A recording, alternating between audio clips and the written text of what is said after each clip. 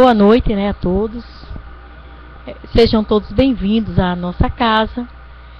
E a gente eleva o nosso pensamento a Jesus, nosso mestre, amigo, irmão maior, amigo de nossas almas e de nossas dores. Agradece a Ele por tudo que nos aconteceu hoje, por tudo que a gente conseguiu realizar, mas com certeza também por aquilo que a gente não conseguiu. A gente precisa também agradecer por isso. E sobre essa proteção que a gente está aqui, proteção divina, com todo esse amor de Jesus, dos nossos mentores espirituais, que todos nós temos, independente de ser espírita ou não, não é? Nós vamos dizer muito obrigada.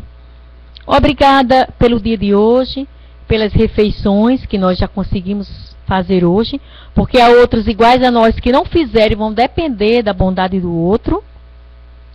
Dizer a Deus obrigada pela cama que descansa o nosso corpo físico, pelo lençol que nos agasalha, obrigada, Jesus, pelo travesseiro, não é? Que descansa a nossa cabeça, que ouve os nossos pensamentos, uns belíssimos, mas outros tortuosos, e fica em silêncio. Então, obrigada pelo nosso travesseiro, obrigada pela nossa família, e como é bom ter família, gente. E que quando a gente pensar nessa família, que a gente consiga trazer para cá agora os nossos familiares. Em especial aquele que a gente acha que não está se dando muito bem, que tem alguma coisa esquisita, e que a gente traga com muito amor.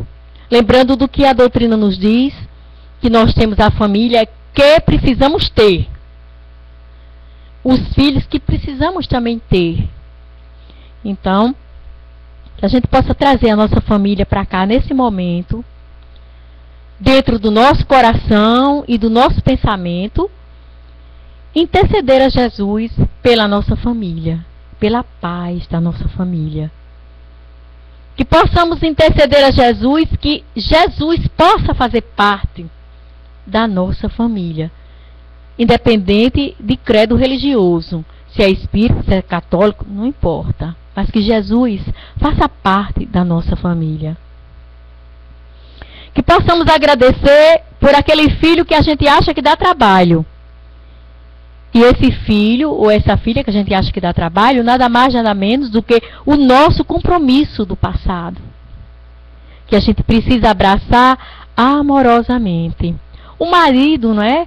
Que fuma, a gente não gosta, bebe, a gente não gosta, tem alguma coisa que a gente não gosta. E também possamos pedir a Jesus calma e paciência com ele ou com ela, né, gente? Que possamos pedir. E aí, como não somos egoístas, que a gente estenda essa nossa intercessão a Jesus pelas famílias do mundo inteiro. Sabendo nós todos que Jesus é profundamente misericordioso, que Jesus é amor, tolerância, que a gente possa também interceder pelos lares do mundo inteiro. Por aquele lar que nesse momento sofre a solidão dos lençóis, né? A gente possa pedir a Jesus que Ele possa lá entrar e fazer aquilo que só Ele pode fazer. Que possamos interceder a Jesus por aqueles que se encontram hospitalizados nos hospitais do mundo inteiro. Mas a doutrina diz que a caridade começa em casa. Então, por aqueles que estão no Valfredo Gugel, no Giseuda Trigueiro, no Onofre Lopes, no Maria Alice Fernandes, pelos nossos irmãos que se encontram no João Machado, em especial os que estão na ala da psiquiatria, por aqueles que se encontram na Casa de Saúde Natal, e que a gente, assim, do fundo do nosso coração, a gente possa mandar essa usina de força e de amor que existe dentro de cada um de nós para esses nossos irmãos que se encontram na Casa de Saúde Natal, na Casa de Saúde Santa Maria. A nossa intercessão por aqueles que se encontram no Hospital Luiz Antônio, na Liga, por aqueles que sofrem nesse momento porque tomaram conhecimento que estão com câncer, né? A gente tem medo até do nome e a gente precisa pedir por eles. Que possamos interceder a Jesus por aqueles que se encontram nas UTIs do mundo inteiro. A nossa intercessão a Jesus, nosso mestre, amigo e irmão maior, pelos vovôs e vovós que habitam o Leão, pelos vovôs e vovós que habitam o Juvino Barreto, pelos vovôs e vovós que habitam o lar do ancião evangélico e pelos vovôs e vovós que habitam o lar São Vicente de Paula, em Ceará-Mirim. Pelas amadas vovó do lado da vovozinha, a nossa intercessão a Jesus. A nossa intercessão também por todos os nossos irmãos que trabalham lá. Eu visito e a gente vê como eles são carinhosos com todos eles.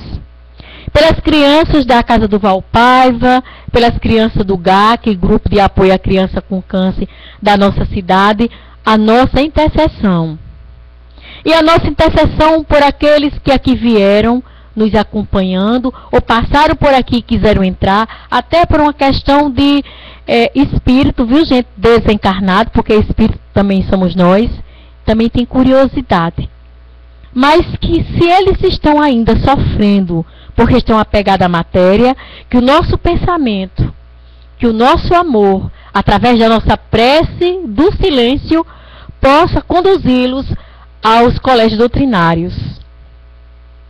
E que aqueles que aqui se encontram, que vieram acompanhado conosco, ou passaram por aqui, também quiserem entrar, mas sofrem ainda com suas dores, que possam ser conduzidos aos hospitais espirituais. E os nossos amigos espirituais, nossos mentores, continuem conosco. Peçamos a Jesus que todos aqueles que estão nos assistindo através do Facebook também recebam essa energia de amor, de paz e de luz. E na nossa casa, sim, a nossa oração pelos nossos irmãos moradores de rua, pelas crianças que se encontram órfãs de pais vivos, e obviamente que pelos pais que se encontram órfãos de filhos vivos, a nossa intercessão a Jesus. A nossa intercessão amorosa a Jesus por aqueles que se encontram encarcerados nas cadeias do mundo inteiro. Mas também vamos interceder a Jesus que nos dê coragem de identificar qual a cadeia que nos prende hoje. Eu vou tentar identificar a minha. Qual a cadeia que lhe prende hoje? Cadeia da intolerância, da falta de perdão, é a cadeia do orgulho, que a gente está querendo mudar e ele não deixa? Que a gente faça essa reflexão sem ter vergonha. Ninguém vai ouvir, mas Jesus vai. Façamos essa. Vamos ver qual a cadeia que nos prende hoje. E que possamos pedir a Jesus, esse mestre, amigo, irmão maior, amigo de nossas almas, de nossas dores, e nos dê coragem, Jesus, para que possamos quebrar essas algemas, que possamos sair daqui hoje livres. Jesus hoje vem tocar em cada um de nós. Tenha certeza disso. E na nossa casa a gente também canta. A espírita canta. Gente, reunião espírita não é para ser de tristeza, não. Canta sim. Assiste a uma TVC. Graças a Deus a gente já está entendendo isso, que espírita também pode cantar. Então a gente vai cantar orando 2 vezes. A oração de Francisco de Assis, algumas pessoas dizem que não é de Francisco de Assis, isso não vem ao caso. O importante é a mensagem que essa oração belíssima traz. Eu sou espírita esse tempo todo, 44 anos, mas eu quero dizer para vocês que demorou, foi muito eu compreender um pouquinho, né? Claro que foi só um pouquinho. Mas a gente vai lá cantando junto com vocês a oração de Francisco de Assis, pedindo a ele que nos ajude a entender cada palavrinha dessa oração. Me chamou muita atenção porque em nenhum momento ele diz eu sou, ele pede para ser. Isso também me chamou muita atenção, não é? E Francisco de Assis não disse eu sou o instrumento da paz, ele diz fazei de mim, não é, gente? Então, com muito amor no nosso coração, Senhor, fazei-me instrumentos de vossa paz. Onde houver ódio, que eu leve o amor. Onde houver ofensas, que eu leve o perdão. Onde houver discórdia, que eu leve a união. Onde houver dúvidas, que eu leve a fé. Onde houver erros, que eu leve a verdade. Onde houver desespero, que eu leve a esperança. Onde houver tristeza, que eu leve a alegria. Onde houver trevas, que eu leve a luz. Ó Mestre, fazeis que eu procure mais consolar que ser consolado, compreender que ser compreendido, amar que ser amado, pois é dando que se recebe, é perdoando que se é perdoado, e é morrendo que se vive para a vida eterna. Jesus, derrama sobre todos nós, os teus irmãos, lotados nesse planeta de amor, esse planeta que a gente pode fazer ele uma prisão, mas a gente também pode fazer muita coisa boa. Então derrama sobre todos nós as tuas bênçãos, o teu amor, e aumenta a nossa fé, porque como a gente se deixa levar para a falta de fé, não é? A gente precisa estar aguando a nossa fé, como a gente agua a plantinha para ela não morrer, tá certo? Fé, a gente precisa ter fé. Precisamos também buscar esperança, porque quando a esperança for embora da nossa vida, a gente vai ficar, não vai ter tanta força para lutar. Que a gente tenha esperança, por maior que seja a dificuldade que você está passando hoje, seja ela qual for, lembre que tem alguém que está passando maior. Então, seja forte diante das suas dificuldades. Agradeça a Deus, diga feliz dificuldade. O nosso querido amigo Nazareno Feitosa, ele fala muito disso. A gente precisa dizer feliz dor de cabeça, feliz dor de estômago. A gente precisa dizer isso porque pode ser pior. E aí, com muito amor e muito carinho, a gente convida o nosso querido amigo, irmão, filho da casa, não é, o Mário. Que o Mário seja bem-vindo mais uma vez, Mário. E é com muita alegria, alegria mesmo, que nasce mais um filho, né? A casa nasce filho todo dia, coisa boa. Em primeiro lugar, uma boa noite para todos, né? E que a paz do nosso Senhor Jesus nos envolva hoje, amanhã e sempre. De antemão, eu agradeço, né, por ter essa recepção tão calorosa aqui na casa. Apesar de estar no movimento espírita já há um bocado de tempo, mas realmente aqui o calor é muito humano, né? Eu me sinto muito assim feliz com isso, né? E com certeza todos vocês que estão aqui sentem essa energia positiva que essa casa oferece, né? E peço desculpa a vocês que estou um pouco rouco. O Renato disse que talvez seja ansiedade. Realmente, acho que a primeira vez que vai em um canto, né, fazer alguma coisa, a gente sempre quer dar o melhor da gente, é claro, né? Positivo isso. Mas eu peguei uma gripezinha do passado, mas já tinha ficado bom. Mas fiz uma palestra ontem também e gastei, porque estava sem o microfone lá e eu tive que esboçar um pouquinho de mais vigor na garganta. Mas isso não vai impedir que nós façamos nossa reunião hoje, né?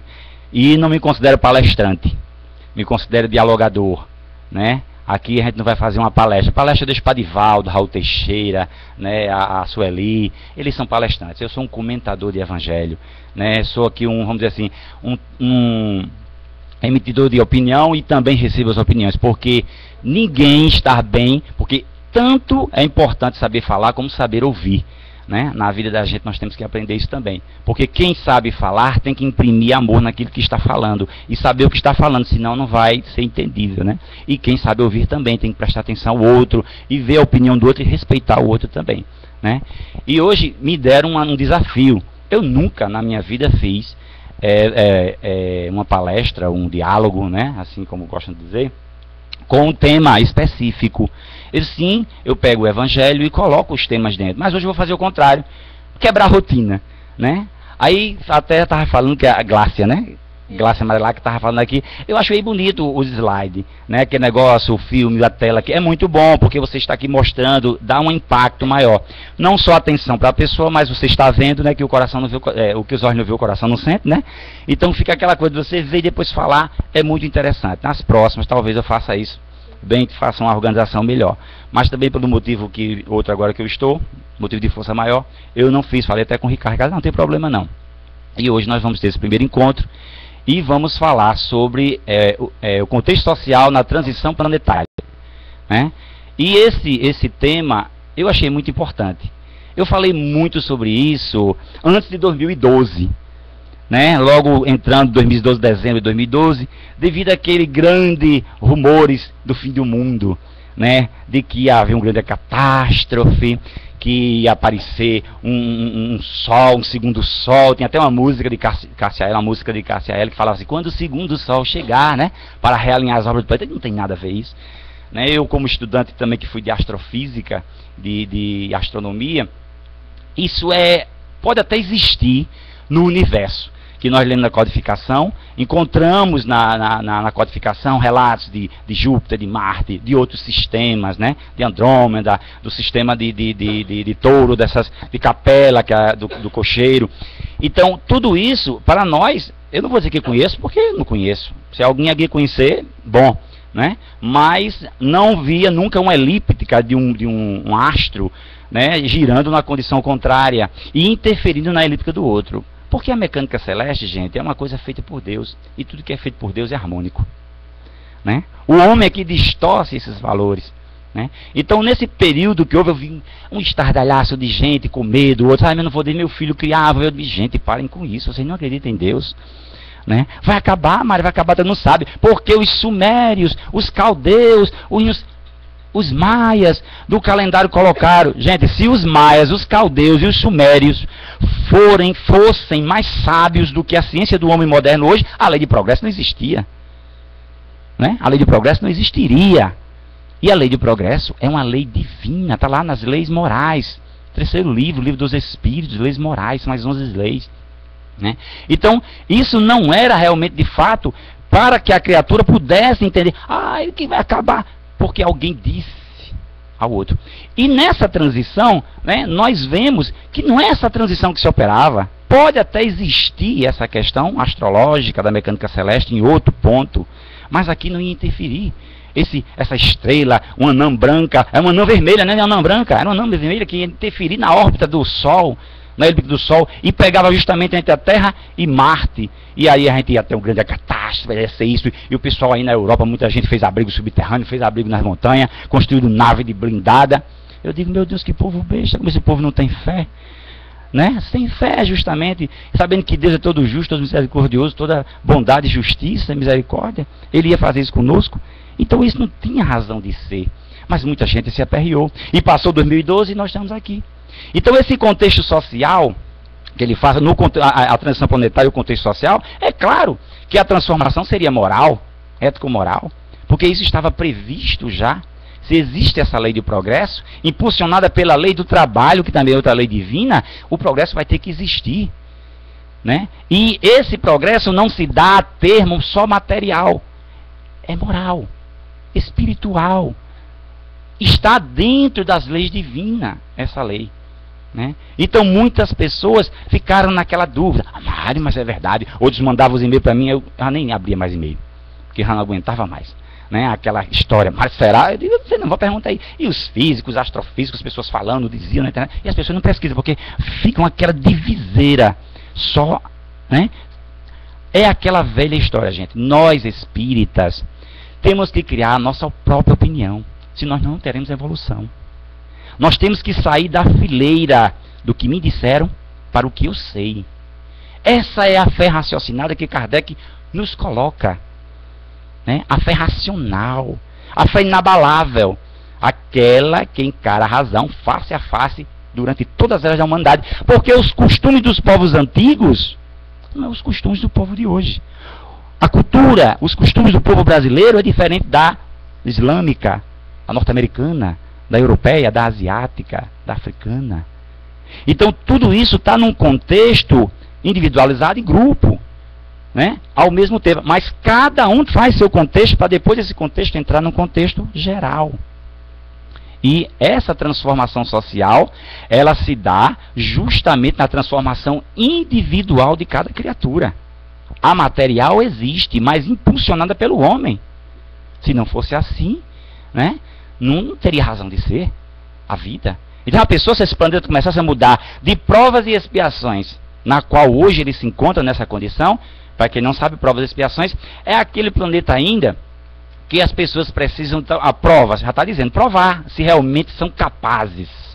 E expiações é aquelas tribulações feitas pelas nossas existências pretéritas que nós agora estamos expurgando. Né? Então, provas e expiações entram nesse contexto. Né? E ele está se transformando porque Kardec anunciou. Jesus já anunciou isso há muito tempo, essa transformação há muito tempo atrás. Né? Jesus, está escrito no Evangelho de Marcos, capítulo 13, de 1 a 32. Né? Quando Jesus está lá no Vale de Edrom, né? E ele está no templo e os apóstolos com ele, e os apóstolos magnificando aquela construção maravilhosa que era o templo de Jerusalém. E diz, olha Senhor, que construção maravilhosa, majestosa. E ele disse, haverá uns dias que não estão longes, né? Que pedra não ficará, pedra sobre pedra. E os apóstolos ficaram assim, meu Deus, o que vai acontecer, né?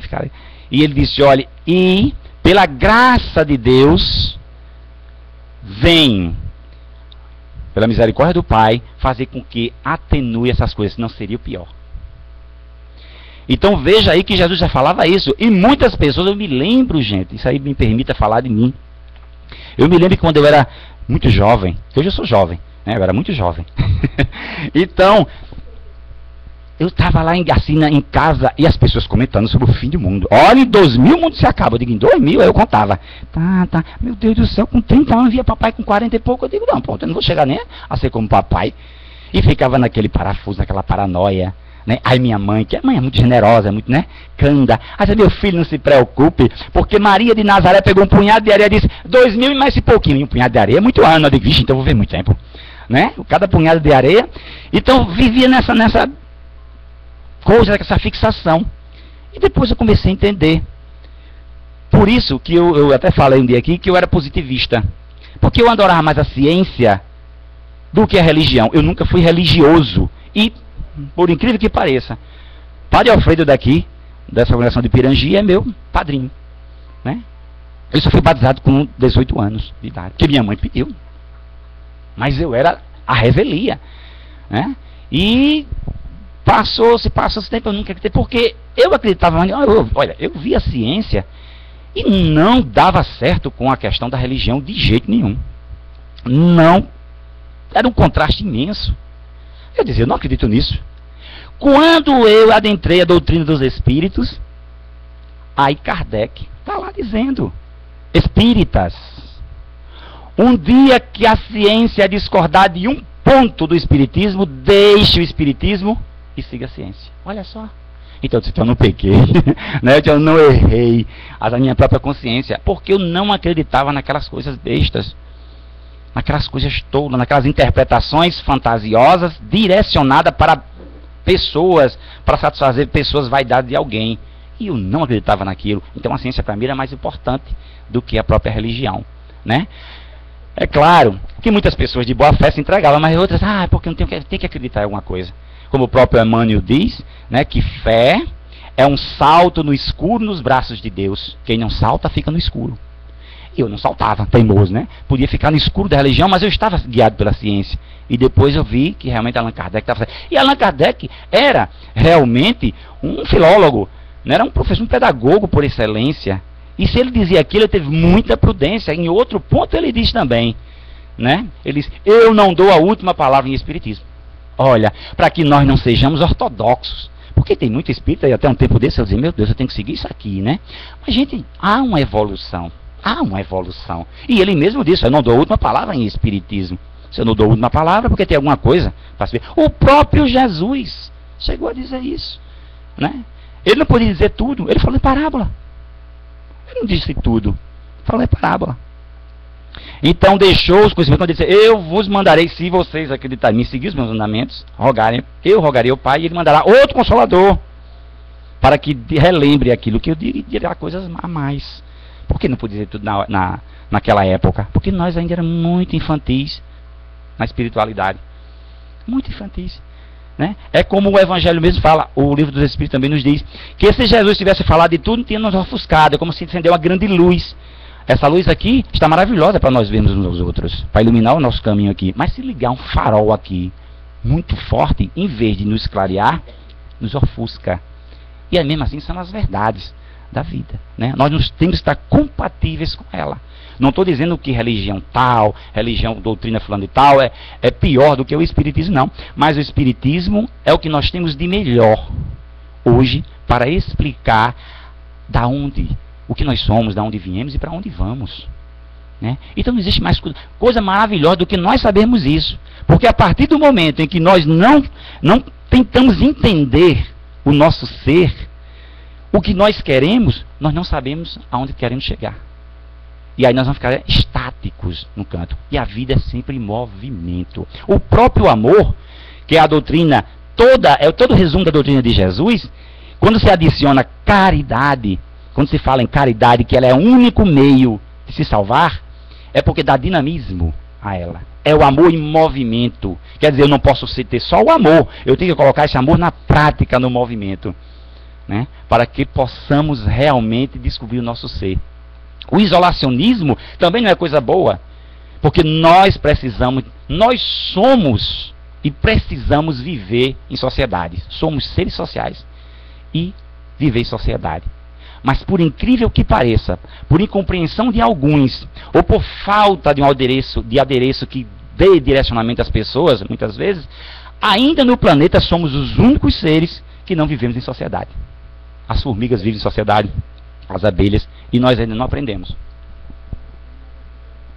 Tem? Oh, coisa boa. Quanto mais água, melhor.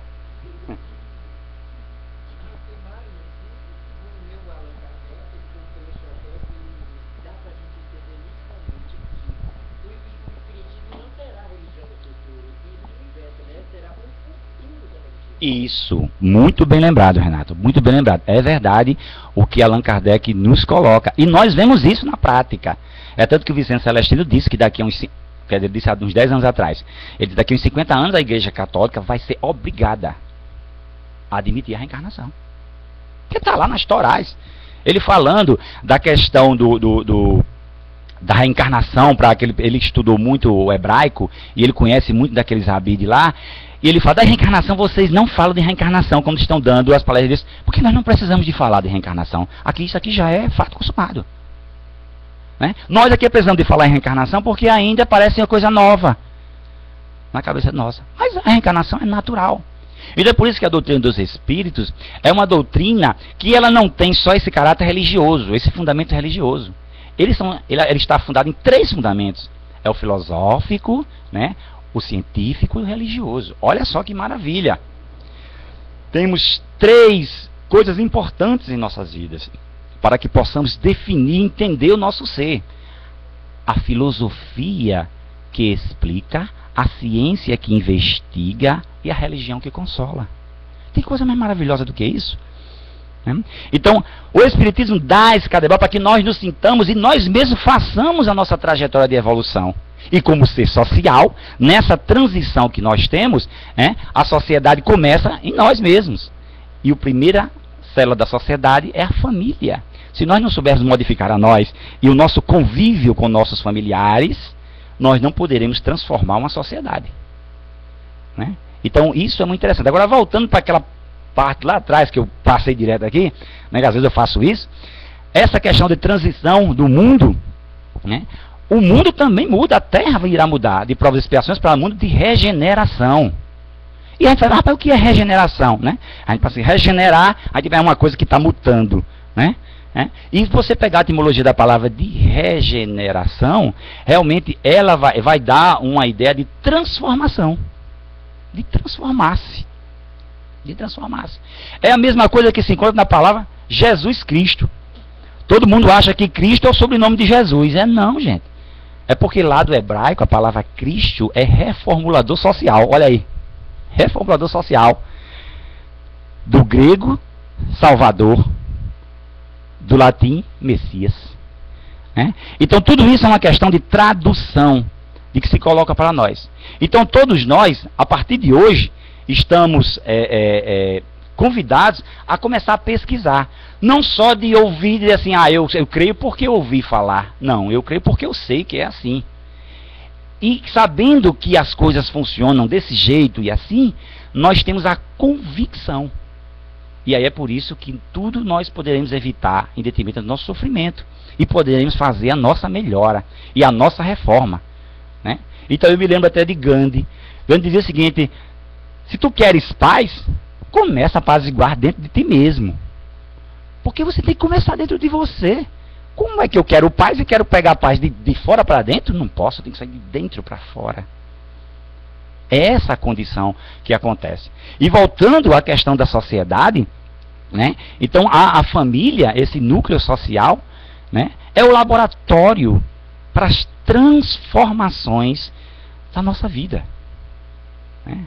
Porque muitas pessoas pensam que assim, o amar ao próximo é muito interessante isso. Como Jesus diz assim, ama a Deus acima de todas as coisas e o próximo como a si mesmo. Quem é o próximo? O próximo é o que está mais próximo. E quem é que está mais próximo de nós? Os nossos familiares. E muitas pessoas não entendem que é na família que nós temos mais problemas. Né? Eu não. Porque todo mundo, minha família, a minha família é muito grande, né? E todo mundo tem problema. Tem uns que não gostam do outro, tem uns que não falam com o outro. É assim. Hoje as famílias são mais reduzidas, mas mesmo assim ainda há esse contexto das pessoas, né? Pela uma cultura que se criou, né? Da teoria e da própria evolução que nós temos dentro de nós. Então, dentro da família é que tá os afetos, mas também estão os desafetos. Porque se ela é um laboratório do mundo, da sociedade, que diga, né? Desse mundo social, é lá que vai se transformar as animosidades, os ódios, as indiferenças em amor. É um laboratório de amor. E cada um de nós estamos convidados, somos convidados pela reencarnação, né? Lógico, encontrar os nossos afetos, aqueles que nós amamos, e aumentar mais os laços de amor, de fraternidade, de compreensão, de carinho, de atenção, de ternura, de bondade. Mas lá também estão os desafetos, para que nós possamos, através do véu de esquecimento que é a matéria, fazermos, né, essa transmutação, essa transformação, essa transição para um mundo melhor na sociedade. Né? E aí nós vemos hoje a sociedade num certo pandemônio. Né? E muita gente ainda faz assim, antigamente era muito bom, hoje está o mundo se acabando realmente. Olha, o mundo está no final dos tempos. Eu digo, que interessante. Se realmente botar o final dos tempos de uma forma moral, está. Ele realmente está. Mas final dos tempos que vai se acabar, o apocalipse, que vai ser julgado um para o inferno e um para o céu, isso não existe. Né? E essa conotação não existe. Agora, realmente acabar essas coisas, está vendo? Porque está se rompendo. Esses costumes antigos, bárbaros que nós vemos na sociedade, que antigamente era abafado, gente. Antigamente a família, ninguém sabia nada de quatro paredes, não. Ninguém falava, ninguém se metia. Né? Tinha até um ditado de briga de marido e mulher, ninguém coloca a colher. Até hoje ainda tem essa história. Que você, meu filho, e é para como fosse propriedade. Não é, nós devemos entender que os nossos filhos são nossos educandos, né? E eles precisam da atenção nossa. Santo Agostinho, Evangelho segundo o Espiritismo, capítulo 15, ele fala sobre isso. Espíritas, prestar atenção em vossos filhos que estão nos berços. Porque eles, desde cedo, já estão dizendo para que veio. E você pode olhar que é isso mesmo. Né? E nós vemos, antigamente, minha mãe falava bem assim, antigamente os meninos nasciam com o olho fechado, era 15 dias para abrir os olhos. 15 dias. Hoje os meninos nascem assim, quem é você? Né? Quem é você? Né? Né? E tudo isso. Aí as pessoas falam, meu Deus, aí as pessoas criam uma fantasia muito grande, os desinformados. Né? Porque hoje, e lógico, todo mundo sabe, todos nós sabemos, que os nossos filhos são nossos tesouros.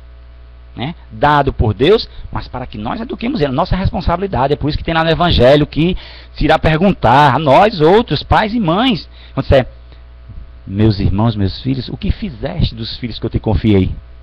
Porque nós temos que dar bom direcionamento a eles. Mas eles são seres milenares, igual a nós. Ele está naquela oportunidade e vem com os defeitos dele à tona. Aí é que cabe a nossa visão de vê-los, identificar os defeitos e tentar corrigi-los. Tentar. Porque depois dizer, eu tenho que corrigir, não, eu vou tentar. Né? Mas aquele que não tentar não vai conseguir. Tem que se tentar realmente. E aquele que tenta, com certeza, vai conseguir fazer a sua tarefa. Porque se ele falhar, ele vai dizer, eu tentei 1, 2, 3, 4, 5 vezes. E é assim que nós fazemos. E é assim que Jesus nos ensina também. Ele diz que nenhuma ovelha se perderá da casa do Pai. Se tiver 100 ovelhas e uma se transviar, o pastor deixará as 99 e irá buscar aquela. Mesmo assim as mães fazem. Você já prestou atenção como as mães fazem isso? Às vezes a gente tem intenção, como uma família é grande, aí vai, você só gosta de fulano de tal, você só gosta de fulano de tal. Não, porque fulano de tal age as coisas, faz as coisas certas. Eu não tenho que me preocupar com ele mais, porque ele faz certo. Agora, se fulano de tal lá é o transviado, faz as coisas erradas, eu tenho que dar mais atenção a ele. Aí as pessoas falam, a senhora só gosta de quem não presta, a senhora só gosta de quem lhe bate na cara, quem lhe despreza, quem lhe gosta. Não é isso, gente. É o sentimento de amor, falando por excelência, do coração daquelas que são mães mais sensíveis. E encontra aquele que necessita mais de ajuda, de amparo, de carinho, de proteção, de aconselhamento. Então, essa sociedade muda a partir desse contexto. E se dentro da família não existir esse contexto, do que nós podemos falar hoje, a educação tem que haver através de uma forma de sensibilidade. E as mulheres são mais portadoras da sensibilidade que os homens. Mas não implica dizer que os homens também não tenham, porque sensibilidade não tem nada a ver com as coisas que a pessoa fala, não. Sensibilidade é compreender, entender a situação do outro, respeitar a situação do outro. E é essa a proposta que essa transição nos coloca em nossa vida, né? Para que nós entendamos nós e a partir do nosso entendimento ver o outro. Olha aí como acontece no Livro dos Espíritos. Kardec pergunta ao Espírito de verdade como é que Jesus entendia a caridade. Esse sentimento que é o amor em movimento. E o Espírito de Verdade responde a Kardec. Benevolência para com todos, indulgência para com as faltas alheias e perdão das ofensas. Qual de nós fazemos isso? Né? E aí nós precisamos analisar esse ponto para que nós consigamos, não é de uma hora para outra se tornar seres anjos, não. Porque a natureza não dá saltos, mas sim começar a entender, a ser sensível a essas situações e realmente entender o outro. Benevolência, gente, ser benevolente, o que é ser benevolente? É fazer para o outro aquilo que gostaria que fosse feito para você. E você está ali. Indulgência, que é uma parte muito maravilhosa em nossas vidas, é justamente entender que se o outro erra, né, o outro erra, não é que eu vou ser conivente com o erro dele, não, mas olhar que eu sou ser imperfeito ainda. E nessa imperfeição, se eu não fizer a mesma coisa, possa ser que eu tenha feito. E se eu compreendo, lógico que eu não vou fazer mais. Mas aquele que fez, ele necessita de ajuda. Ele precisa de compreensão. E é essa situação que nós devemos colocar todos em nossas cabeças. De compreender o outro nos erros dele. De não de reprimir, de recriminar, de julgar e até mesmo condenar sumariamente. E isso, gente, nós estamos num contexto social que é uma coisa muito interessante. A mídia. A mídia todo o tempo coloca para você que o mundo está em destroços. Só se fala de coisa ruim, não se fala de coisa boa, porque coisa boa não há interesse para a mídia. Para a mídia, o que as pessoas querem é ver sangue, a ver a desgraça, a miséria. Né? E é isso. Aí hoje eu abandonei a televisão, sinceramente. Não é radicalismo, não. Hoje eu prefiro mais a internet para me informar, porque eu vou lá, digito Google. Tal coisa. Vem lá e vem tudo que eu quero saber. Porque a televisão, alguém que está falando, é por isso que nós precisamos de sair dessa frieza do me disseram. E começar a aprender para saber, eu sei. É justamente isso. Então hoje é assim. Antigamente eu tinha o costume, o mau costume, e hoje estou tirando do meu filho, de comer na frente da televisão. Eu estava comendo na frente da televisão, e daqui a pouco eu estava sentindo o gosto de sangue já, numa comida tão saborosa que eu mesmo faço. Eu sou excelente cozinheiro, viu? Minha esposa que diga. Então, eu já estava ali olhando para aquela televisão, e meu Deus do céu, o que é isso? Aquela comida não me ia fazer bem não, gente. Porque tudo que o pensamento é a base de tudo, gente. Então, se eu estou ali vendo uma coisa ruim, comendo uma comida que vai me alimentar o meu corpo, né? E eu estou jogando toxina no meu espírito e no meu corpo ao mesmo tempo, Eu digo, não, isso aí eu não quero mais não. Eu digo, olha, pelo amor de Deus, baixa, vou lá para a mesa que eu canto e comer. Ou vou para um lugar mais arejado, né? E pronto. E diz, não, você não vai comer mais aí. Né? Porque hoje os desenhos animados também são... As pessoas falam assim, Tom e Jerry, o Pica-Pau. Tem gente que até recrimina, né? Tem umas correntes aí que recrimina, dizendo que é desenhos maléficos, tal. Porque existe muita violência, batendo na cabeça do outro. Eu vou fazer... Mas não morrem. É aquela coisa infantil que eles não entendem.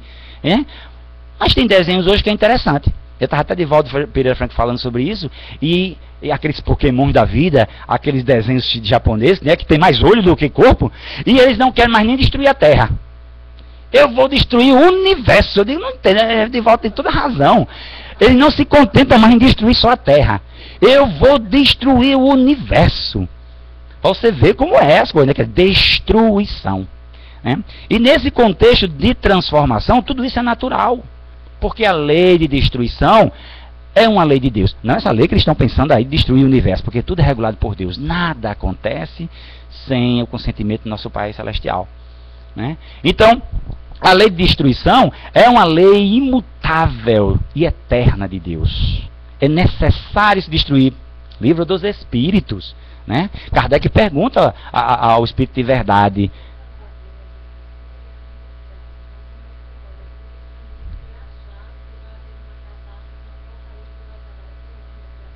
Com certeza, com certeza. E tudo assim, é uma questão muito lenta. Olha bem que Jesus já falava há 2013 anos atrás, não vai ficar pedra sobre pedra. E se nós olharmos o período geológico da Terra, não mudando o assunto, o período geológico da Terra, quando vê a Gênese de Moisés, ele fala em 7 dias, né? Que Deus fez em 6 e descansou no último, né? Deus precisa descansar. É aquela coisa da antropofomia. Antropomorfo, né? Antropofobia mesmo. Que é você comparar-se a Deus comparar ao homem. Faz a imagem. Em vez de o homem ser a imagem e semelhança de Deus, então o cara acredita nisso aí, né? Que é igual a Deus, aquele barbudo, aquele velhinho que está lá experiente. E não tem nada a ver com isso. Nada a ver. Então, todas essas catástrofes havia. Até mesmo quando nós vemos a Gênesis, porque quase nenhum espírita gosta de estudar a Gênesis de Kardec. Porque é o lado científico da doutrina. Né? Os 5 livros do Pentateuco kardecista resume-se no Livro dos Espíritos, o Livro dos Médios, o Céu e o Inferno, que o Livro dos Espíritos e o Livro dos Médios são a parte filosófica. O Livro dos Espíritos e a continuação no Livro dos Médios. Penas e gozos futuros, que é o Céu e o Inferno. E o Livro dos Médios, que é a parte que continua o Livro dos Espíritos. O Livro do Céu e Inferno é apenas e gozos futuro. E a Gênese, ela faz parte da parte científica. E lá nós temos a orografia da Terra, ele está mostrando os estágios de quando a Terra evoluiu, como foi criado, como os seres evoluíram, a trabalheira que tudo deu, tudo por Deus. E os períodos geológicos que nós vimos na história, né, são largos, imensos. Hoje nós temos uma aceleração em relação a isso. Se nós compararmos na própria história, fazer uma comparação, você irá ver que a Idade Antiga ela é muito grande. Ela vai demorar muitos séculos. Quando ela passa para a Idade Média, ela terá já um período menor em relação à Idade Moderna. E quando nós chegamos à Idade Moderna, que começa com a Revolução Industrial, aí nós já vamos ter a Idade Contemporânea, que a Idade Moderna já é mais curta, né? E a Idade Moderna, ela já é mais achatada, com essa nova idade agora, que vão dar um nome aí que eu não sei qual é, né? Mas que já tem projeto, né? Que é da nanotecnologia, né? Da era atômica, da nuclear, não sei o que. E tudo isso, existe nomenclatura para isso. Mas nós vemos que há um termo de evolução, e não foi do dia para a noite que isso aconteceu. Então, por que o nosso caráter, a nossa conduta, a nossa moral irá mudar também do dia para a noite? De forma alguma. Ela vai ter um tempo de espaço para isso, né? Mas que tudo isso é necessário. E aí, quando o Kardec perguntou a questão da destruição, ele disse que é necessário se destruir para se renovar. E aí nós não temos ideia da morte, porque a cultura da morte, né, a doutrina da morte foi criada para o medo, a doutrina do medo, em plano da morte, porque todo mundo tem medo da morte, né? E hoje a gente pode dizer assim, não é ter medo da morte, nós não queremos morrer, né? Mas morrer é muito natural. Aquele Augusto Cury, que é médico psiquiatra, naquele livro Futuro da Humanidade, ele diz uma coisa muito interessante. A morte é porque a dor também é outro, né? A morte e a dor são os fenômenos mais democráticos que nos acometem. Ele pega preto, pobre, amarelo, vermelho, branco, rico, Não quer saber quem é homem, mulher, tudo que você imaginar, a morte é um fenômeno. Ela é um fenômeno natural. E nós desencarnamos, morremos, fenômeno da morte, né, que os espíritos chamam de desencarne, é para nós renovarmos melhor. E podem acreditar vocês, nós somos o melhor hoje. Essa oportunidade, essa reencarnação que nós temos agora é o melhor de nós. Nós pensamos que não, mas é. Eu vou lembrar uma história de você muito interessante de Chico Xavier. Chico, ele cuidava de muitas pessoas, né? As pessoas iam lá em busca da cura, e tinha uma senhora que ela levava sempre um carrinho com uma criatura, não sei se você sabe dessa história, com um menino que não tinha nem os braços nem as pernas. E o bichinho olha lá, todo estático, olhando para cima. E a mãe, aquela ternura de mãe, sempre perguntando a gente, Chico, por que esse menino é desse jeito? Me explique, Chico, por que ele é desse jeito? E Chico diz, meu Deus, aí fala, olha para a Emmanuel, a Emmanuel diz, não diga, ela não está em condição de saber ainda. Fica, mulher, aí ela diz, olha mãe, isso é assim, isso é porque é o processo da vida, e consolava ela ficar. Mais umas 3, 4 vezes ela mesma pergunta, Chico, eu não entendo, por que esse menino é desse jeito? O que foi que ele fez? Como é que Deus pôde fazer isso com ele? Eu sei que da última vez, Chico já agoniado olhou para o paciente, Chico, eu gostaria de saber muito por que essa criança é desse jeito. Chico olhou para a Emmanuel disse, pode dizer, Chico, é assim, assim, assim. Então a Emmanuel ela disse para assim, minha irmã, ele é assim porque isso aí é a melhor oportunidade que ele está tendo. Como, Chico? Ele disse, porque já 5 vezes que ele nasce com braço, com perna e só com braço, ele se suicida. Ele veio com braço e perna e tirou a sua própria vida. Deram outra oportunidade, ele tirou novamente. Tiraram as mãos dele só com as pernas e se jogou de cima de um canto. Botaram só os braços sem as pernas, ele usou as mãos e se matou. E agora veio sem braço e sem perna.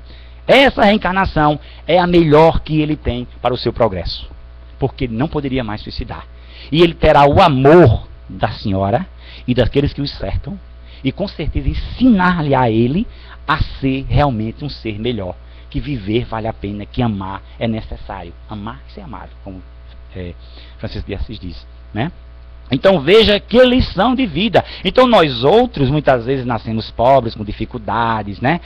Ou então temos uma doencinha, temos alguma dificuldade financeira e achamos que estamos no inferno.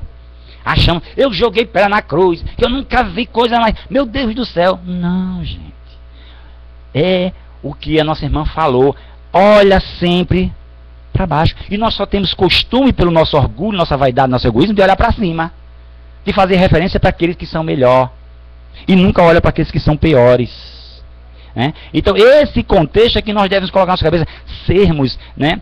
É a satisfação, gente, a satisfação, sermos felizes naquilo que somos, porque nós somos maravilhosos, né? E muitas pessoas não entendem essa condição do ser da vida, né? De como podermos respirar altos e felizes por termos essa oportunidade de crescimento, fazermos uma coisa boa nos meios que nós temos, né? Então essa transformação social realmente se dá nesse campo primeiramente de nossa família.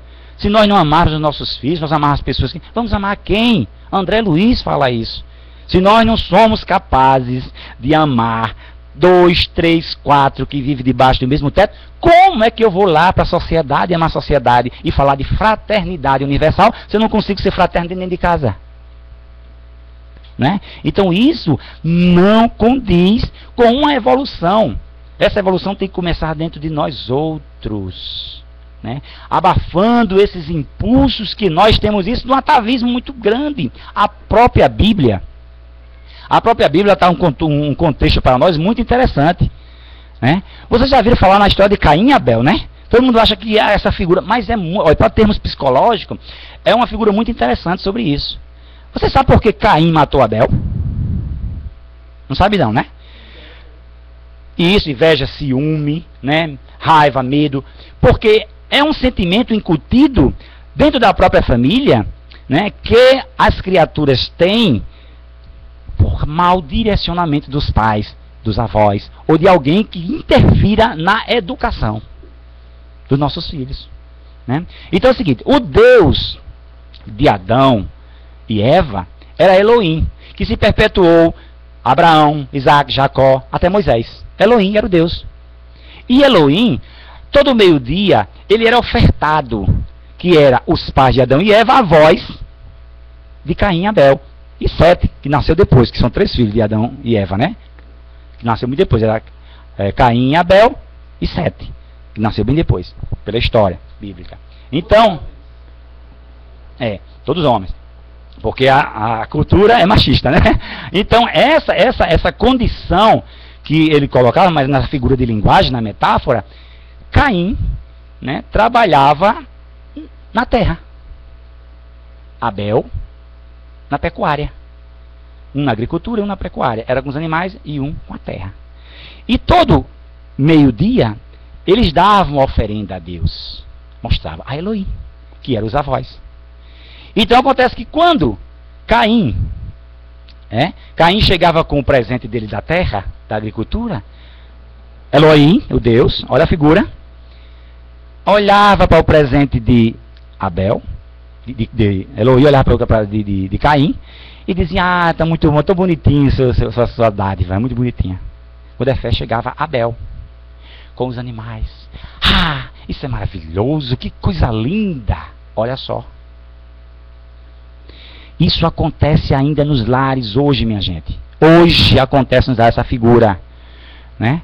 Mães, pais, tios, avós, que a família, as crianças, e elege uma como caçulinha, o bonitinho, o quindim, a coisa bela, o fofinho, e o outro, nada. Nada, né? É aquela, mais ou menos, é aquilo outro. Essa, que hoje nós compreendemos através do Espiritismo, pelas vidas passadas, pela interação de um com o outro, pela questão fluídica, né, que há entre as pessoas. Mas já, bem antes já falava sobre isso. Então Caim, quando chegava com essa estrutura, não gostei, e Abel chegava com a outra, gostei, ou então você é bonzinho, dele é maravilhoso,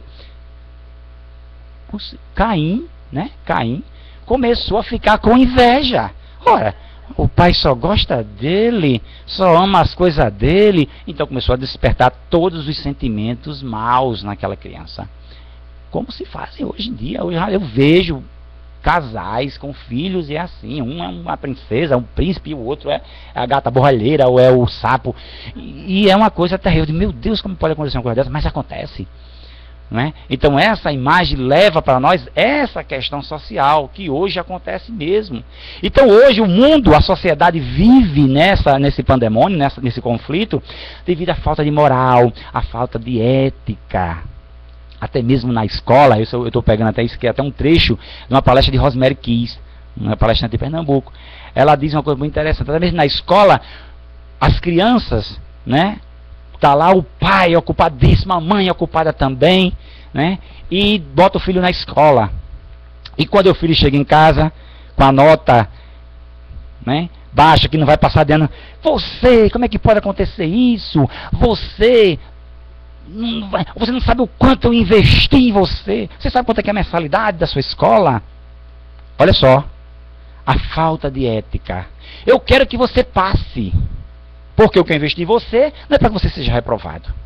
Eu não quero saber como. Passe. Olha aí dizendo, use de qualquer meio. Mas eu quero que você passe. E muitas vezes não dá a orientação correta. Porque quem nasce com uma estrutura para ser modificada. Mas já tem uma estrutura dela própria. É um ser milenar. Então tem que se descobrir as aptidões daquela criatura. Eu posso ter um talento para certas coisas. E muitos de vocês aqui têm talento a mais para determinadas coisas.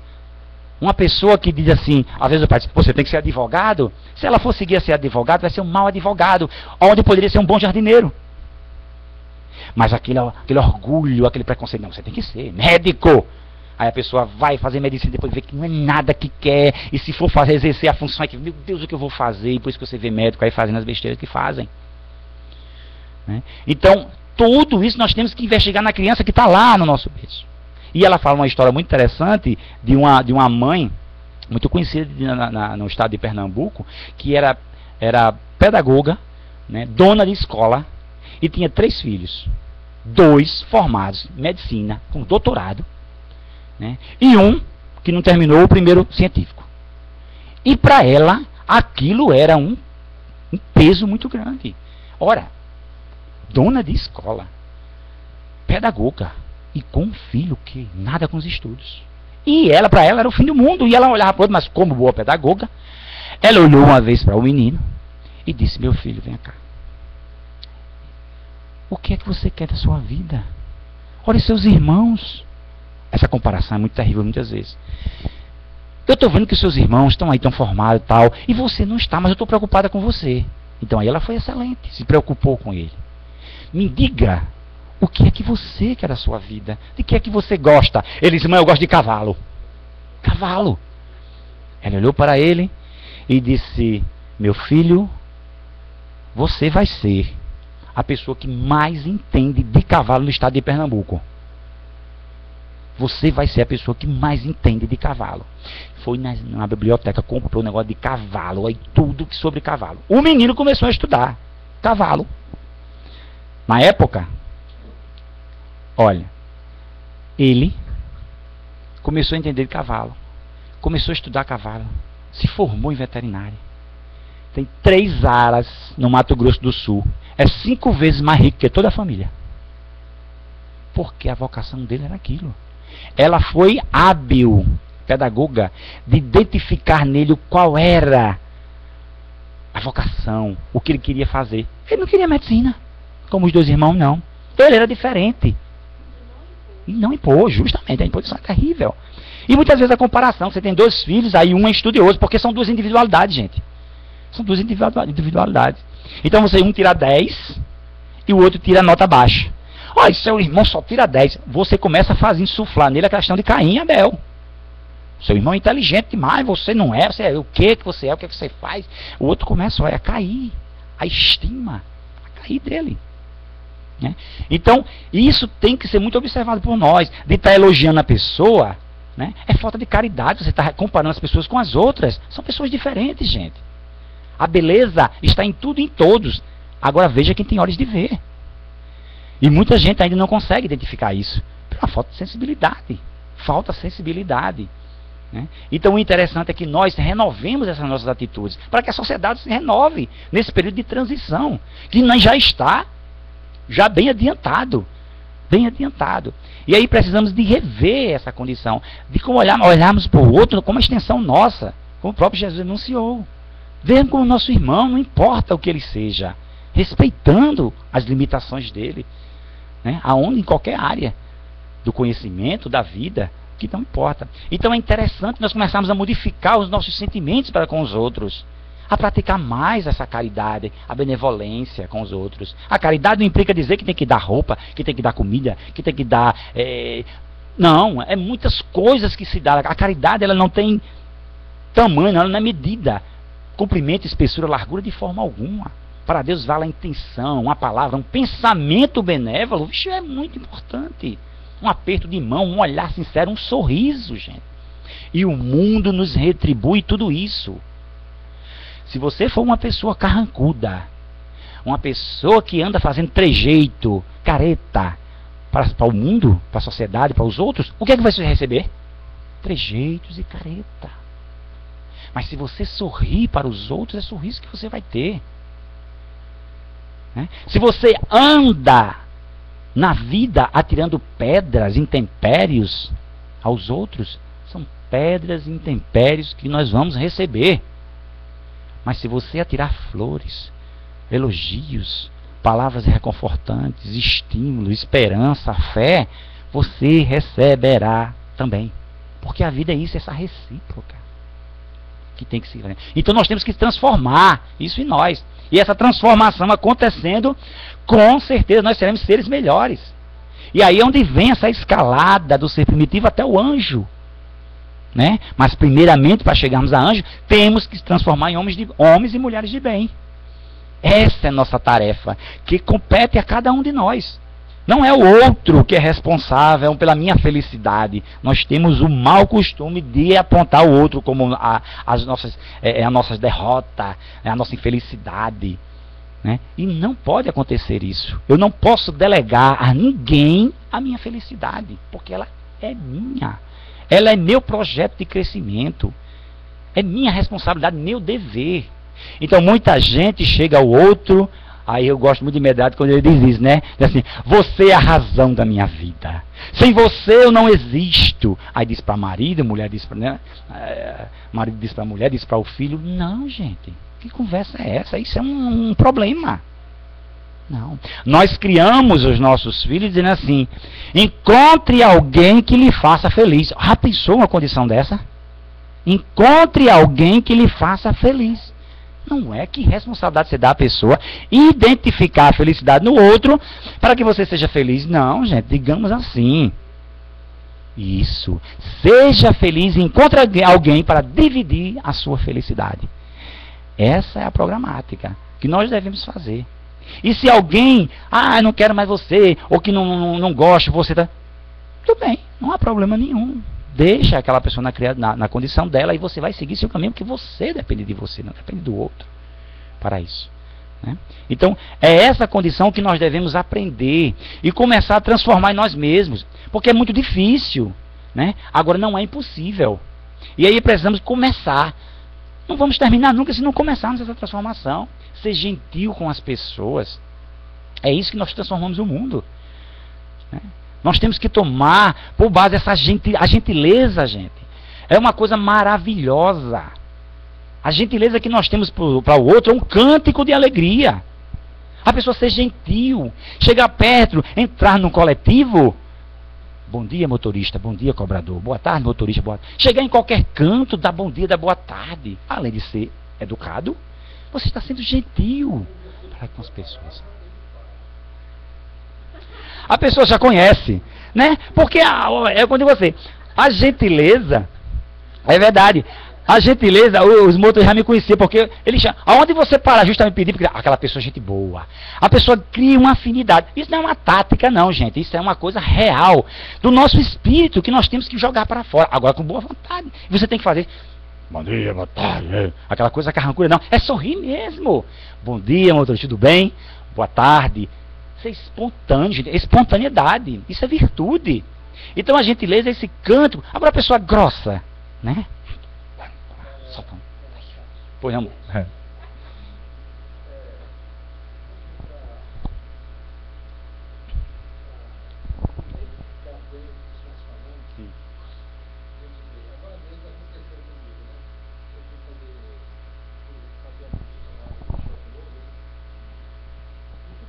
Oi, mas até que horas? É até que horas?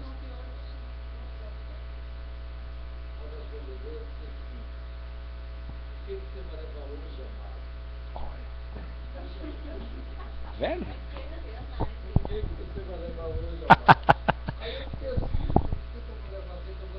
Eu me lembrei que eu estava fazendo a capa do meu celular. É. Aí você tem capa de celular? Aí para me atender de um jeito. Pois é. Aí quando o celular teve um negócio que me dá entrega depois, aí disse, olha, eu estava no sítio. Aí eu fiz que ela você passar por aqui, vem, eu vou dar no seu filho, eu vou dar no seu filho. Lhe cativou, né?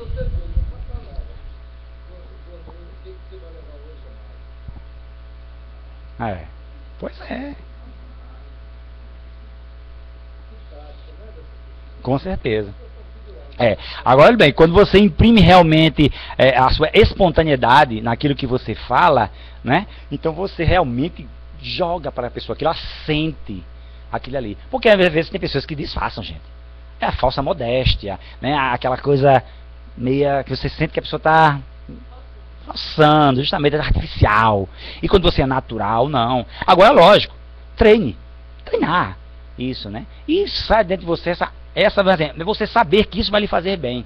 É muito bom, gente. Vocês podem treinar isso. A gentileza é maravilhoso com as pessoas. Tem um caso que aconteceu na Europa, muito, muito interessante, e é um fato, é uma história muito interessante. Eu gosto muito de falar a história porque dá pra gente conectar melhor, né, o exemplo. Então, assim, a gentileza tinha um homem que trabalhava num frigorífico. E esse homem, todo dia ele entrava, dizia bom dia para a recepcionista e para todos que estavam presentes. Bom dia. E quando saía às 6 horas, no final do seu turno, ele dizia boa noite, gente, tenha uma boa noite, e ia embora. Certa feita, certo dia, ele entrou, bom dia, fulano de tal, recepcionista, e bom dia para quem está presente, e entrou. Deu 6 horas, 6h30. A recepcionista disse, cadê fulano de tal? E, não já foi embora não, já é 6h30, sai de 6. Ela disse, olha, pelo que eu conheço ele nunca sairia daqui sem dar uma boa noite. Tem algum problema? Vamos atrás de fulano de tal. Chegaram lá, ele estava trancado dentro da câmara frigorífica. Já estava quase rigelando. E foi tirado de lá. Significa dizer que a gentileza do bom dia e do boa noite o salvou.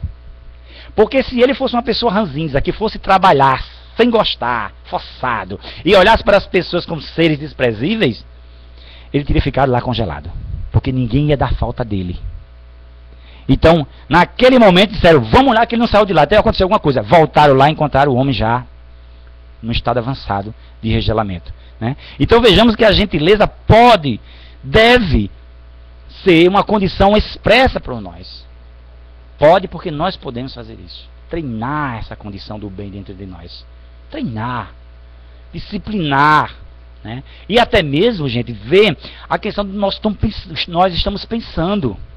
O pensamento é a base de tudo. Né? Não tem um ditado que diz assim, penso, logo existo? Vocês já imaginaram bem que foi um renascentista, se não me engano, foi Voltaire que falou isso? Né? É uma base muito importante de penso, logo existo. A gente vê a frase pronta e não sabe como esse pensador falou isso, em que ele se inspirou e como. Isso é importante. Só uma oraçãozinha simples. Penso, logo existo. Né? Porque o pensamento é a base de tudo. Nós e tudo que foi feito foi pensado. Esse centro, esse copo, nós, as cadeiras, essa casa, tudo isso foi pensado antes de ser feito. Vocês já imaginaram isso como é interessante?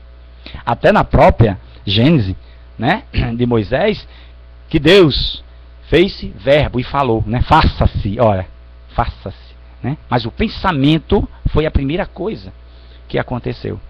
Então tudo que nós pensamos, ele tem um direcionamento para se concretizar, para se plasmar, para acontecer. Então quando se fala penso, logo existo, devemos fazer um mapinha bem interessante. Penso, eu sinto. Se eu sinto, eu faço. E se eu faço, eu vivo. Vocês já imaginaram isso como é interessante? Eu penso, eu sinto. Quando eu sinto, eu faço. Quando eu faço, eu vivo. Mas muitas pessoas por aí vivem empurrando a vida com a barriga. Vivem por viver. Deixa a vida me levar, minha vida levar eu. Né? E nós, é por isso que os Espíritos muitas vezes nos colocam que nós devemos passar de deixar de viver e passar a existir. Existir, gente. Porque quem existe sabe porque ele existe. Olha bem aquela forma de saber. Né? Então se eu penso, eu sinto, eu faço, eu vivo, eu vou existir se eu souber pensar bem, se eu souber sentir bem, se eu souber fazer bem, eu vou existir. Então essa existência não vai ser uma existência nula ou uma existência improfícua. Vai ser uma existência que valeu a pena. Uma existência que teve um valor, um resultado. E é isso que nós devemos ver nesse contexto de transição. Dentro da sociedade que nós vivemos, é fazer essa diferença. Fazer a diferença. Porque nós vivemos num fenômeno de massa. Como se fosse uma manada. Olhamos para o da frente e seguimos. E o fenômeno de massa, ela deixa as pessoas estáticas, sem saber pensar. E você realmente pode perguntar às pessoas, aos jovens principalmente, que não estão sendo mais orientados pela mãe, pelos pais, pelo contexto social, né? Por que você faz isso? Porque todo mundo faz. Você vai para onde? Por que você vai para lá? Porque todo mundo vai. Gente, é um fenômeno de massa irracional. Quer dizer, nós não sabemos definir aquilo que queremos, aquilo que fazemos. Não sabemos pensar naquilo que podemos ser. Então quando aparece alguém que faz diferente, nós ficamos, rapaz, olha como é que pode. Porque nós temos um mau costume de querer copiar os outros. É a preguiça de copiar os outros e não fazer a nossa parte. Né? E o que a televisão, como eu falei anteriormente, sempre dá esse modelo para nós pronto. E todo mundo pensa que todo atriz, ator de novela, de filme, é a coisa mais maravilhosa. É o modelo, é o biótipo mais perfeito que nós devemos seguir. Gente, quantas dores há por trás dessas pessoas, quanto desregramento, quanta tristeza por trás disso. E todo mundo quer ser, as meninas querem ser igual a fulano de tal, os meninos querem ser igual a fulano de tal, as pessoas em casa, bem pelas novelas, decoram a casa de acordo com a decoração das casas que veem as novelas, porque não sabem inventar, não sabem ser criativas, não sabem fazer a diferença na sociedade. Né? Por isso que quando Jesus veio, ele fez a diferença. Pegar uma sociedade na época corrompida, mal acostumada, né, falida, e veio mostrar a diferença com o exemplo do amor. Né? Esse amor que todos nós devemos fazer tudo para conquistá-lo. E para dar uma encerrada com esse tema do amor, que é a principal coisa que nós devemos acender em nós. Porque nós, gente, somos filho do amor e filho da luz. Então, se nós somos filhos de Deus, que é filho do amor e filho da luz, nós somos luz, somos amor. Não é isso? Apenas que nós ainda estamos incompletos. Nós ainda não sabemos utilizar isso e nem compreendemos essa questão do amor. Tem um cientista, isso foi, Rosemary também ela diz muito interessante, ela diz o nome, eu não me lembrei o nome desse cientista, eu gostei mais do outro. Né? Esse cientista, ele foi catalogar o amor. Ele fez 4.000 fórmulas do amor. E ele depois compreendeu que quanto mais ele catalogava, ele não entendia o que era o amor. Aí o outro, um psiquiatra norte-americano, esse eu sei o nome dele, William Menezes, ele, pesquisando o amor, ele entendeu. E ele fez uma definição que ela disse que é muito simplória. Ele disse que o amor é o sentimento que a gente sente quando sente o sentimento que a gente nunca sentiu. O amor é o sentimento que a gente sente quando sente que vai sentir um sentimento que a gente nunca sentiu. Né? Falando mais rápido assim. É claro, né? Então você chegando nessa conclusão do que é o amor, você vai ver. Mas ela é mais profunda ainda. Ela é mais profunda. Quando você vê no Evangelho segundo o Espiritismo, capítulo 11, né? Amar o próximo a si mesmo, na lei do amor, instrução dos Espíritos, a lei do amor, Lázaro falando, ele explica isso bem direitinho. Ele diz que no princípio, o homem só tem instintos. Mais instruídos, mais avançados e corrompidos, ele tem sentimentos. Sentimentos não, ele tem... Meu Deus, agora falhou. Desejo não, sensações. Sensações. Mais avançados e instruídos, ele tem sentimentos. Aí sim, é o sentimento. E o amor é o requinte do sentimento. Né?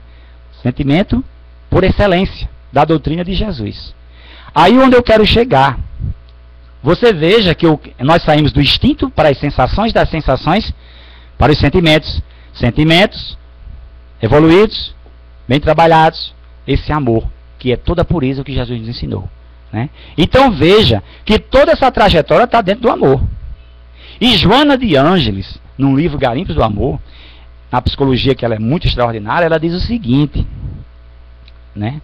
Que tudo e para onde nós olhamos, nós encontramos o amor. Para onde nós olhamos e tudo, nós encontramos o amor. Aí nós entendemos o que ele quis dizer com a questão do amor, essa definição de amor. Porque aquele que odeia tem amor. Aquele que inveja tem amor. O ciúme é amor. O ódio é o amor que adoeceu, mas é amor. A inveja é altamente egoística. É o amor egoístico, egocêntrico, mas é amor. Né? E o ciúme também é amor, porque é um amor que quer tudo para ele. Então vejamos que é uma questão de quê? De lapidação.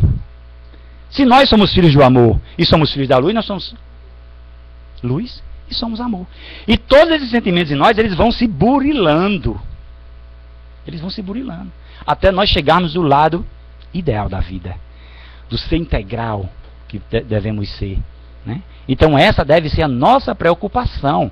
É de tirar, de começar a entender o outro. De começar a compreender, primeiramente, nós mesmos. Para enchermos daquilo que podemos doar ao outro. para não ficar culpando o outro das nossas mazelas. É essa situação que nós devemos colocar para nós outros. Né? E no contexto social nós devemos entender toda essa situação e começarmos a entender as criaturinhas que vêm para o nosso braço, né? Estou terminando já. Para os nossos braços, para que nós possamos bem direcioná-las. Né? Sabe? Porque as crianças, vocês já viram falar das crianças índigos e cristal, né? Às vezes nós falamos sobre isso e as pessoas...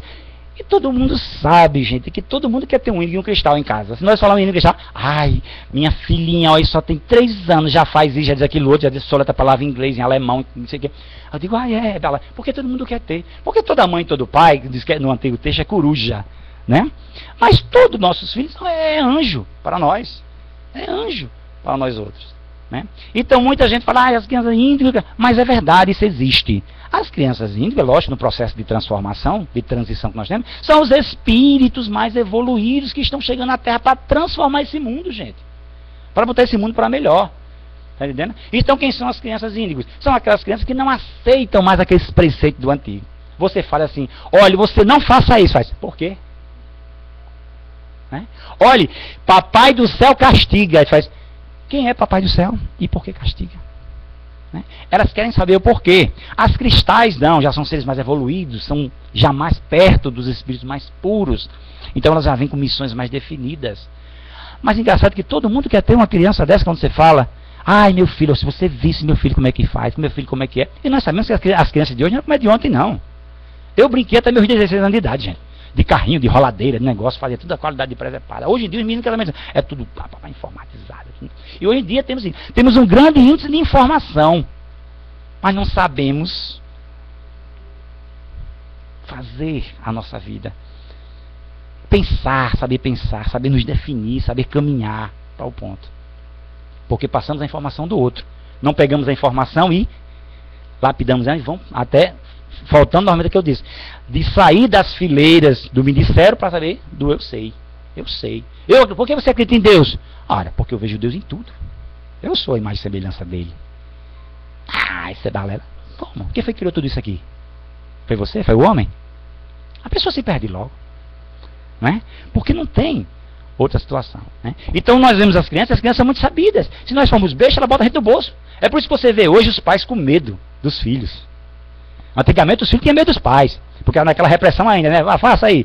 Olhava, a mãe da gente olhava pra gente e estava mexendo numa coisinha, numa plantinha. Até hoje minha mãe é muito cimento com as plantas. Aí você pega uma plantinha e fala assim, ei. Aí, não pega aí não, tem vida aí pra você quebrar, é? Né? Então ela só fazia isso. Você, né? Antigamente, pequeno, que o cinturão entrava, né? Então, antigamente assim, hoje não. Vocês são autoritários. Né? Eu faço, eu quero, meu filho faz, não, vai, dá, faz tudo que já diz assim, né? Então a pessoa tem que ser muito, preste atenção à criança, né? Aí tem uma história que é muito interessante, diz que o menino, muito vivo, né? Aí tinha um cabelão bem grandão, né? O cabelo, e o pai não gostava daquele cabelo dele não, o pai não gostava não, né? O pai, né? Aí ele, pai, olha, 16 anos de idade, estou precisando de um carro, sabe, né, pai? Universidade, escola, já. Né? Mas, meu filho, corta seu cabelo. Ah, o pai corta meu cabelo, o cabelo é muito legal. E querendo convencer o pai. E viu que o pai era espírita, né? E ele disse, olha, a inteligência do menino. São sabidos, hoje em dia não tem mais nenhum besta, não. Ah, pai, olha aí. Você não acredita em Deus e Jesus? Sim. Olha aí. João Batista. Cabelão, né, ó? É? Não é legal? Né? Aí era. Jesus, ó, não era? Aí disse, meu filho, é verdade. E aí, pai, por que você não me dá esse carro, pai? Mas em compensação, todos os dois andavam a pé. Todos os dois andavam a pé. Quer dizer, ele podia ficar com o cabelo grande, mas ele ia andar a pé. Né? Então, quer dizer, você tem que estar atento. Porque eles são muito espertos, são espíritos, gente evoluída, que saíram daqui, ó. Voltaram com a imaginação muito fértil, sabedores. A gente pensa, então é porque eu sou mais velho. Assim, não, aquele espírito é milenar, muitas vezes, ó. Muito mais esperto do que nós, né? E nós devemos ter essa mestria de identificar, né? E dizer, levar ele na camaradagem, não é mais realmente batendo, fazendo essa... Não, de forma alguma. Né? Mas e sim, sempre tendo as corrigendas, lógico, não oferecendo tudo que o menino quer, tá aqui, gente, você vai criar um problema para você e a sociedade. né? Então essa transformação social advém justamente da sua estrutura, de como você encara o mundo, como você vê as coisas no mundo, né? Isso, com certeza, né? Aí Santo Agostinho fala, justamente fala isso, presta atenção lá, que ele vem logo dizendo para que é, né? Às vezes nossos filhos mesmo, quando chega o primeiro, aí o primeiro nem chora muito, dorme bastante, mama tá naquela coisa maravilhosa. E tem outro que é cueca a noite todinha, você não dorme mais, só olha assim, roxo, olhando para ele, né? Ele já está dizendo para quê? Ó, eu sou legalzinho, mas eu estou exigindo amor. E aquele que exige amor é porque realmente tem muito a ver com a nossa relação, para nós modificar ele. Não é isso? Então, gente, já estou em cima da hora, já passei 7 minutos, acredito, ou foi 17. Se alguém tiver alguma pergunta, pode falar. Eu não sei de tudo, não, falei que nem Padre Zezinho diz assim, eu sei que da verdade eu não sou dono, nem sei tudo sobre Deus. E eu com certeza nem sei tudo, nem da verdade sou dono, nem sei tudo sobre nem eu mesmo e nem o mundo espiritual. Mas o que a gente puder, se alguém tiver alguma dúvida, quiser perguntar alguma coisa, que pergunte, né? Se eu souber, eu respondo, e também tem pessoas aqui que estão capacitadas a responder, até vocês mesmos, né? Agora vamos perguntar, se quiserem perguntar. Porque eu gostava muito de perguntar, porque eu ia, né, para as reuniões, eu indagava muito. É tanto que me botar logo para ler o livro dos Espíritos junto com o Evangelho, porque só um não dá certo, não. Tem que ser os dois. Me lembro do Herculano que desencarnou e faz, meu filho, leia todo dia 1 hora do Evangelho. 1 hora do Evangelho. Eu digo, meu Deus, 1 hora, mas eu tenho tempo. E o livro dos Espíritos, juntos. Porque eu era muito indagador. Olha, não vou nem falar isso, não, porque é uma pessoa, mas eu sou para religião, eu bati muito na religião, gente. Bati muito na religião. Hoje, eu sofri muito, eu acho, por causa disso, né? E hoje, divulgo-a, né? E tento fazer o melhor, dar o melhor possível. Eu sei que, como eu disse assim, tantas verdades que eu falei aqui, né? Não é verdades absolutas, mas são dicas e conceitos que podem estimular vocês a pesquisar e encontrarem as suas próprias verdades, né? Porque da verdade eu não sou dono, com certeza, né? E eu sou um aluno, como todos nós somos, porque mestre mesmo que passou aqui, só Jesus, ok? Então se alguém tiver alguma pergunta, ou caso para sempre, né?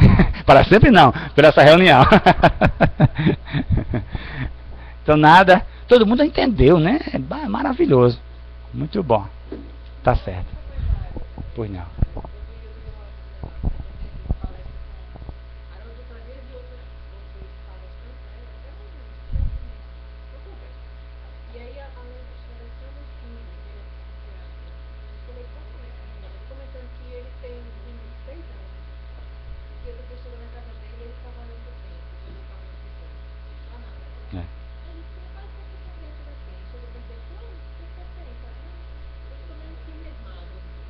Isso mesmo.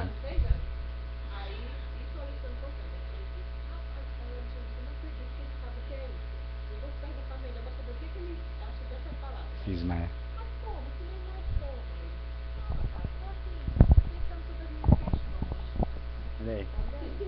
Filosofando, aí ele disse para o Carol, quando eu tinha 6 anos, eu chegava para ele e dizia, ó mamãe, a luz, ó mamãe, aquele negócio. Ele disse, ele disse, olha, nós somos da geração 386, né? É.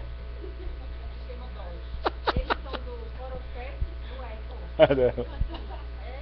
É interessante. Eu digo assim, ó, essa geração de hoje que nasce é tudo assim, geração galeto. É tudo hormonal. Eu vim já com uns 10 anos, já são remoção naquelas mulheronas, os rapazes aqueles, né? Então tudo isso é interessante nesse processo evolutivo que nós vemos hoje, né?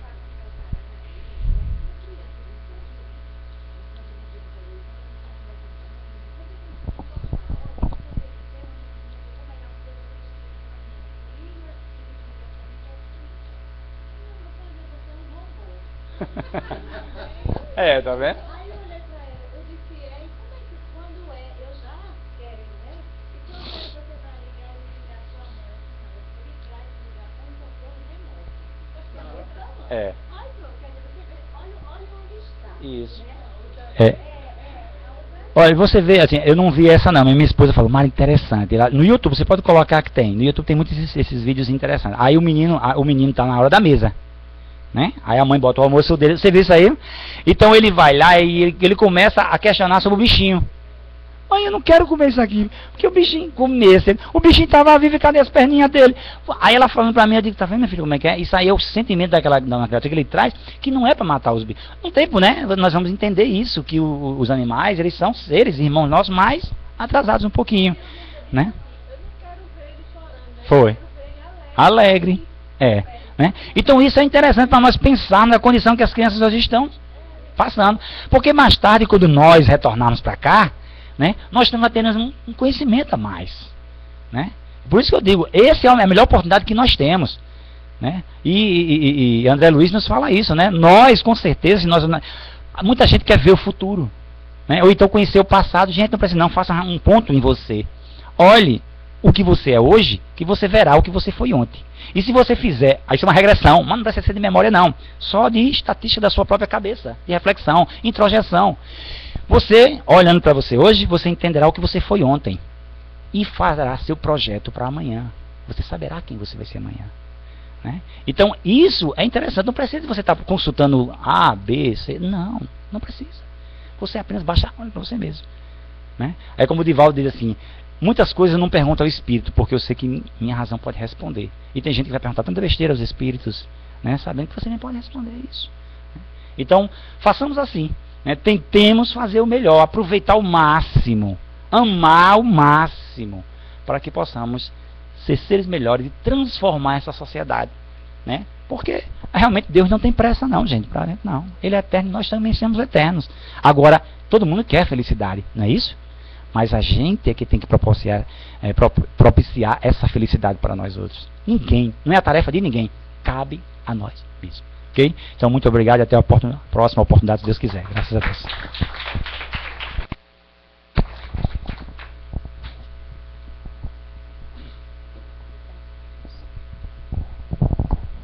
Que bom, né? Ninguém quer fazer pergunta, Mário? Quer?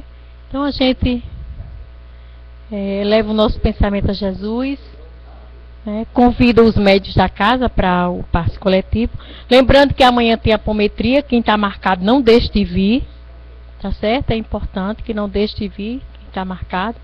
A gente leva o nosso pensamento a Jesus, pedindo a Ele que nos dê força para que a gente possa ter absorvido tudo que a gente ouviu e tentar colocar em prática, não é?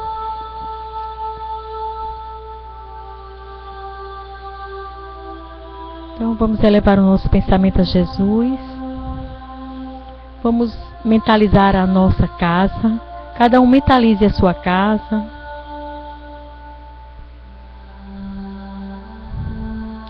Entre na sua casa, convidando Jesus e Maria de Nazaré para que também entre na sua casa.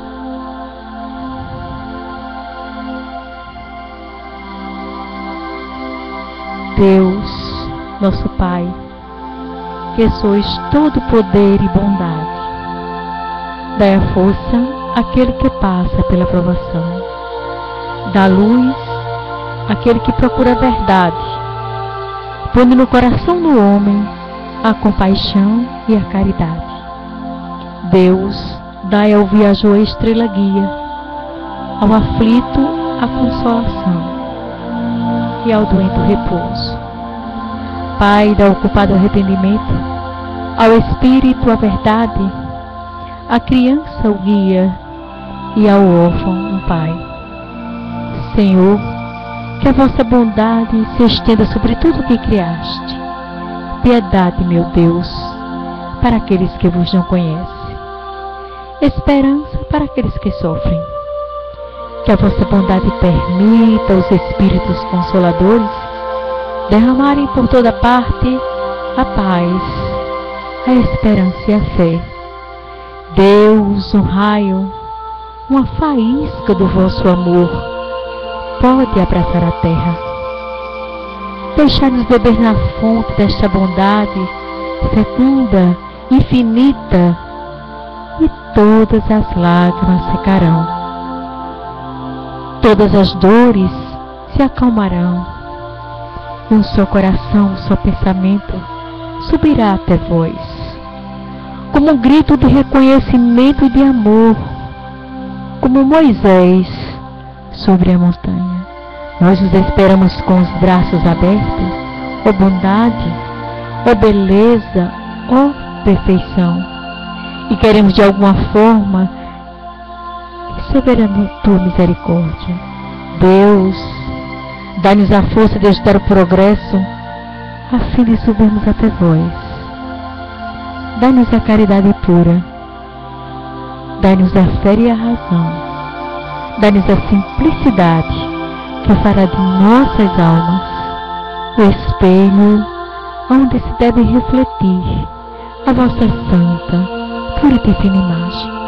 Jesus bondoso, Jesus amigo, em teu nome, em nome da tua mãe, a nossa mãe, Maria de Nazaré, que com seu azulino manto, Maria, tu possa vir sobre todos nós.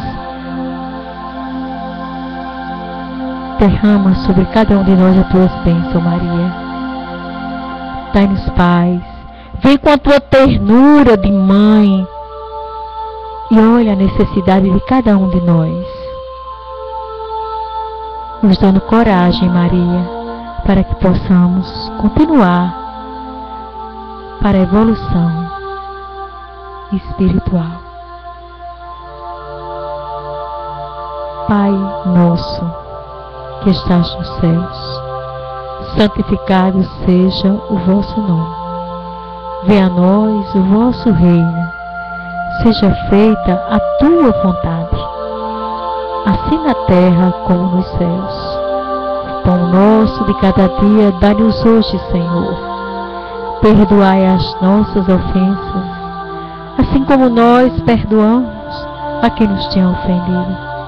Não deixeis cair em tentação, mas livrai-nos do mal, porque vosso é o reino, o poder e a glória para sempre. Obrigada, Jesus. Muito obrigada. Obrigada por essa noite. Obrigada pelas palavras do nosso irmão, pela sua disponibilidade de vir falar para nós de vós, Jesus. Muito obrigada. E com muita alegria no nosso coração, em teu nome, nós damos por encerrada a reunião da noite de hoje, intercedendo, Jesus, que todos possam retornar aos seus lares com muita paz, com muita luz e com muito amor. Lembrando mais uma vez a todos que amanhã tem a apometria. Sábado nós temos o Templo do Saber. Quem quiser ir conosco, quem quiser ir conhecer, ou venha para cá. Aqueles que já sabem onde fica, que é em Nova Parnamirim, por trás do Serrambi 5, e qualquer coisa vocês ligam aqui para casa e a gente orienta vocês como chegarem lá, tá? Aqueles que não vão vir amanhã, um bom final de semana a todos, levando, não esquecendo nenhum momento de levar para sua casa, para o seu interior, a prece, a oração, a coragem e a esperança. Pessoal, por favor, Leane estava nos lembrando aqui que a partir de amanhã, né? Final de semana, somente estará no ar a página do grupo de oração Irmã Memei. Aquele perfil Irmã Memei vai ser retirado, não é isso? Por questões técnicas mesmo. E vocês precisam curtir, né? Onde tem lá, curtir, clica lá que aí vai fazer parte do grupo, não é isso? Da página do grupo de oração Irmã Memei, ok? Obrigada.